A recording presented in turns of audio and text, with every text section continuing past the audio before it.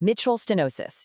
For generations of medical trainees, this one valve condition has been a true rite of passage, a topic so fundamental you could pretty much bet on it showing up on your final exams.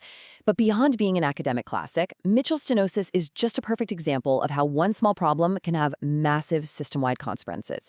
So today, we're going to deconstruct this topic piece by piece, starting with the basic anatomy and taking it all the way through to modern clinical management. So here's our game plan. We're going to build this up logically. We'll start with the blueprint, the normal anatomy, and the specific defect in mitral stenosis. Then we'll dive into its fascinating origin story. From there, we'll trace the hemodynamic domino effect, connect all that science to what you actually see and hear in a patient, and finally, we'll wrap it all up with how we diagnose and manage this condition today. All right, let's jump right in. To really get a handle on what's going on in mitral stenosis, you first have to appreciate the intricate design of the normal mitral valve apparatus. Once we have that down, we can pinpoint the exact pathological event that defines this entire disease. So it's a fair question. Why is this one valve condition such a big deal? Especially when its main cause, rheumatic heart disease, is becoming less common in many places. Well, the reason it's endured is its sheer educational value. It provides this incredibly clear, logical model that connects one specific problem to a whole cascade of predictable, systemic consequences. Honestly, if you can master the pathophysiology of MS, you've mastered a huge piece of complex cardiac physiology. You see, the mitral valve isn't just a simple flap. It's a complex, six-part machine. You've got the annulus, which is the fibrous ring that gives it structure. You've got the two leaflets, the two commissures where they meet, the chordae tendineae that act like parachute strings, and the two papillary muscles that anchor them. And you can't forget the adjacent LV myocardium it's all connected to. Now, here's a crucial clinical point. The posteromedial papillary muscle has only a single blood supply, which makes it super vulnerable to rupture during an inferior wall heart attack. And that classically leads to acute mitral regurgitation. This right here is the fundamental distinction you have to understand. Unlike mitral regurgitation, which is a problem of the valve closing, it's a cooptation defect where the leaflets don't seal properly, mitral stenosis is a problem of the valve opening. The core pathology is commissural fusion. The commissures, where the leaflets meet, get progressively scarred and literally stick together. This prevents the valve from opening fully and gives it that classic fish mouth appearance. And understanding that the core problem is this commissural fusion is so critical because it directly points us to the overwhelming, almost exclusive cause of mitral stenosis, and it explains that characteristic long latency timeline. With other valve diseases, you have a whole list of things that could be the cause. But mitral stenosis is unique. Its cause is, almost without fail, rheumatic heart disease. There really isn't any other significant cause. That singular origin is why its pathology is so consistent. And this disease develops over a really, really long time. It starts at year 0 with an episode of acute rheumatic fever with carditis. And ironically, at that initial stage, it often presents as acute mitral regurgitation.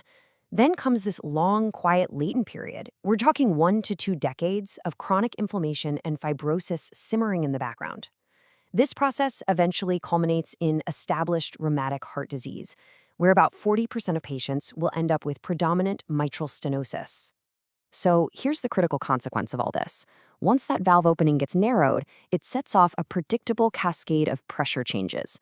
It's like a domino effect that reverberates backward from the left ventricle all the way through the pulmonary circuit and into the right side of the heart. A firm grasp of this cascade is absolutely essential. So this is how the progression unfolds, step by step. First, the obstruction creates a pressure gradient between the left atrium and left ventricle during diastole, which just shouldn't be there. To overcome this and push blood through, the left atrial pressure has to rise. This elevated pressure then gets transmitted backward into the pulmonary circulation. Over time, this chronic back pressure, combined with a reflex tightening of the pulmonary arteries, leads to pulmonary hypertension, and this ultimately overloads the right ventricle, causing it to fail. This clinical rule is unbelievably important. Remember, the ventricles fill during diastole. When your heart rate shoots up, your diastolic filling time gets dramatically shorter. For a stenotic valve that already struggles to let blood through, this is a catastrophe. The left atrium has to generate an even higher pressure in a much shorter amount of time, causing a rapid, symptomatic spike in lung pressures that can easily tip a patient into acute pulmonary edema. This is exactly why beta blockers, which slow the heart rate, are a cornerstone of medical management. Now, there's this interesting kind of counterintuitive thing that happens as the disease gets worse. The pulmonary arterioles start to constrict as a reflex. This effectively creates a second stenosis upstream of the mitral valve. By limiting blood flow into the congested left atrium, it can paradoxically lessen symptoms like shortness of breath. But this apparent improvement is actually a sinister sign of worsening pulmonary hypertension and advancing disease. Okay, so now we're going to connect all of this intricate physiology to the clinical presentation. We're talking about the patient's symptoms and, most classically, what you hear with a stethoscope. Every single heart sound in mitral stenosis directly reflects the underlying pressure dynamics and valve mechanics. The first clue is a loud S1. Normally, the mitral leaflets kind of drift towards closure at the end of diastole, but in MS, the high left atrial pressure holds them wide open until the ventricle contracts and just slams them shut. They travel a longer distance at a higher velocity, creating a loud, sharp sound that's often so forceful you can actually feel it at the apex of the heart. This is the classic tapping apex. Right after the second heart sound, or A2, we're listening for the opening snap. This is the sound of those stiff, fused mitral leaflets doming open and then just abruptly halting. Now, the timing of this snap is a direct measure of how severe the disease is. The interval between A2 and the opening snap reflects the time it takes for the LV pressure to fall below the LA pressure. In severe MS, the LA pressure is so high that the valve is forced open much earlier, resulting in a very short A2OS gap. And then, of course, there's the murmur itself, this low-pitched rumbling sound caused by turbulent blood flow crossing the stenotic valve during diastole. Right before the next heartbeat, the atrium contracts to give its final kick, which accelerates the flow and causes a pre-systolic accentuation of the murmur. Now, here's a crucial point. It is the duration of this murmur, which reflects how long that pressure gradient lasts, that correlates with severity, not its loudness. And by the way, if the patient is in atrial fibrillation, that presystolic accentuation just disappears because the atrial kick is gone. Differentiating mid-diastolic murmurs is a classic clinical challenge. As this table shows, you can tell the murmur of mitral stenosis apart from its main impersonator, the Austin-Flint murmur of severe aortic regurgitation, by a few key features. MS gives you that tapping apex and a loud S1, while AR has a hyperdynamic displaced apex and a soft S1. An opening snap is basically pathognomonic for MS, while an S3 is common in severe AR. These distinct findings really allow for precise diagnosis right at the bedside. Hemoptysis, or coughing up blood, is a really striking symptom in mitral stenosis. Now, it can be caused by the pink, frothy sputum of acute pulmonary edema or just chronic winter bronchitis. But the most important cause is what's called pulmonary apoplexy. This refers to the sudden rupture of dilated high-pressure bronchial or pulmonary veins due to that chronically elevated left atrial pressure.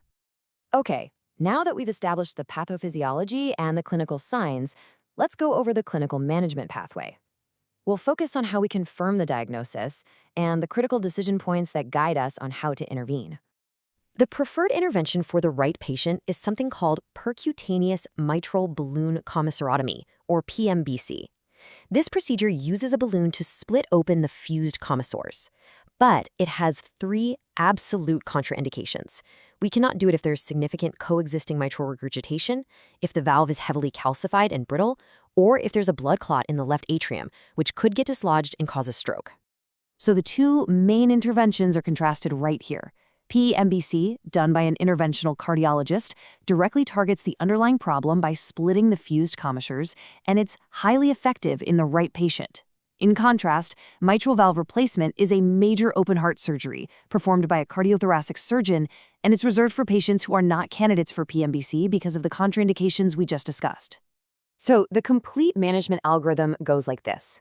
It all starts with echocardiography to confirm the diagnosis, quantify severity, with a valve area less than 1.5 square centimeters now defining severe MS, and assess for those key contraindications. Medical therapy with beta blockers is started for rate control. If atrial fibrillation is present, anticoagulation with warfarin is mandatory, and before any intervention, a transesophageal echo is non-negotiable to meticulously screen for a clot hiding in the left atrial appendage. Okay, this is a critical distinction in modern practice that you have to know. In the era of all these new oral anticoagulants, or DOACs, it is absolutely imperative to remember that they have no role in atrial fibrillation that's caused by mitral stenosis. We often call this valvular atrial fibrillation. For these patients, only vitamin K antagonists like warfarin are indicated and approved. And let's conclude with a look ahead. As the incidence of rheumatic heart disease declines in many developed nations, the whole story of mitral stenosis is evolving. Is the disease just going to disappear, or will its clinical phenotype shift, with degenerative calcific mitral stenosis in the elderly becoming the predominant form? This question presents a whole new set of challenges for diagnosis and management that cardiologists are actively navigating today.